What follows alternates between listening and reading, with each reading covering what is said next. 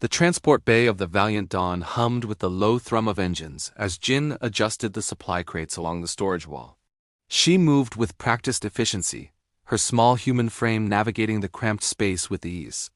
Around her, the Kaldorian squad watched with their characteristic stillness 7-foot-tall bipedal creatures, covered in silver-gray fur, with eyes like liquid gold and powerful limbs built for their homeworld's crushing gravity. Jin had been assigned to their unit 3 months ago, the only human among 12 Kaldorians. At first, they had regarded her with polite confusion. Humans were known across the coalition as the species that somehow survived despite being weak, slow, and absurdly fragile. No thick hide, no natural weapons, no enhanced senses, just stubbornness and strange creative thinking. "Supplies secured," Jin announced, tapping her datapad. "We're good for the next rotation." Commander Vesh gave a curt nod, his massive head barely moving. The Kaldorians were a species of few words and fewer gestures. Efficiency was their religion. A small sound interrupted the moment, a soft whimper from near the corner. Jin turned to see Roka, the youngest member of the squad, standing before the medical supply shelf. At only 19 cycles old, Roka was still considered a cub by Kaldorian standards, though he stood taller than Jin by 2 feet. His ears were pinned back in frustration as he reached upward, his clawed fingers grasping at air. The emergency med kit sat on the top shelf, just 6 inches beyond his reach. Jin watched as Roka stretched again, rising on the balls of his feet. The other Kaldorians had paused in their tasks, observing without comment. Their culture didn't encourage asking for help. Cubs learned through observation and repetition. To request assistance was to admit weakness. Roka's shoulders slumped. His tail, thick and muscular, drooped toward the floor. Without thinking, Jin crossed the bay. "Hey, Roka," she said quietly. The young Kaldorian's ears swiveled toward her, golden eyes widening slightly. The others watched. Jin didn't ask permission. She simply assessed the situation with the practical problem-solving that made humans simultaneously baffling and invaluable to other species. The shelf was too high for Roka. He needed the med kit. Therefore, the solution was obvious. She bent her knees, laced her fingers together, and positioned herself beside him. "Step up," she said, gesturing to her interlocked hands. Roka stared at her, confusion rippling across his features. "I do not understand." "Put your foot here," Jin explained, shaking her makeshift stirrup. "I'll boost you up. You can reach the kit." The entire squad had stopped working now. Commander Vesh tilted his head, an almost imperceptible motion that Jin had learned meant intense interest. Roka hesitated, then carefully placed his massive foot into Jin's hands.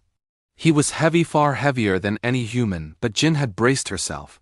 She'd hauled mining equipment on frontier colonies before joining the military. She knew her limits and how to work within them.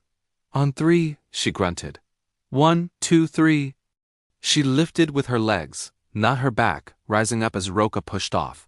The young Kaldorian's hand shot upward, fingers closing around the medkit. He grabbed it and stepped down immediately, ears high with surprise. "Thank you, Jin," Roka said, his voice carrying a note of wonder. Jin waved it off. "No problem, teamwork, right?" But something had shifted in the bay.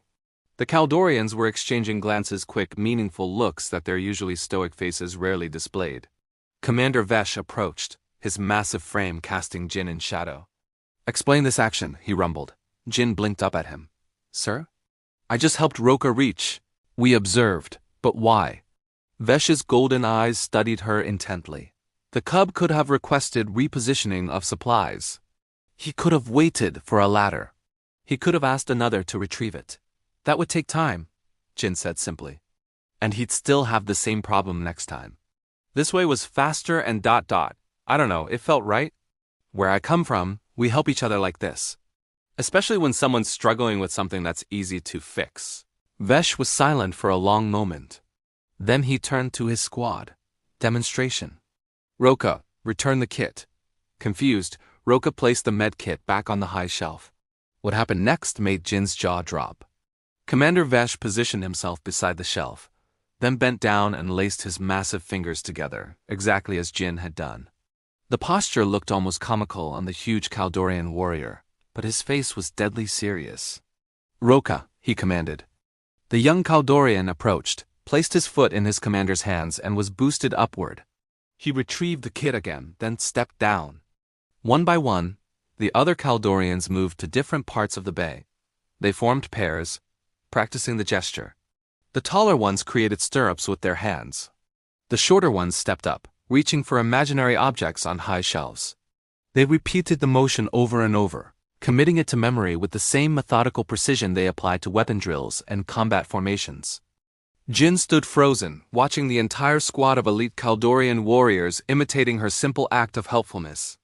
"I don't understand," she finally managed. Vesh straightened, regarding her with something that might have been respect. "You demonstrated a tactical adaptation we had not considered. Among Kaldorians, we believe each individual must overcome their own obstacles. But you have shown us that temporary physical limitation can be immediately negated through cooperative positioning. It's just ... Giving someone a boost," Jin said weakly. "It is efficient," Vesh corrected.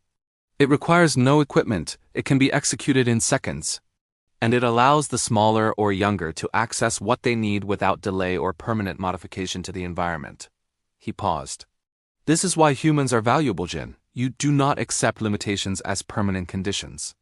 You simply ... adapt." Over the following weeks, the gesture spread beyond their squad. Kaldorian soldiers throughout the Valiant Dawn began helping each other reach high places, offering their interlocked hands without ceremony or comment. What had been a uniquely human act of casual kindness became part of their tactical repertoire. Jin found Roka in the bay one evening, carefully adjusting supplies. "The others call it Jin's lift now," he said, his tail swishing with what she'd learned was amusement. "Command is considering adding it to training protocols?" Jin laughed, shaking her head. "You're telling me I accidentally invented a new military technique by being short and helpful?" "You demonstrated that strength is not only in what one can do alone," Roka replied, his golden eyes warm. "You showed us that sometimes the strongest thing is to lift another up." Jin smiled, watching as two Kaldorians across the bay helped each other access overhead compartments, their movements now as natural as any combat drill. Maybe humans weren't the strongest or the fastest.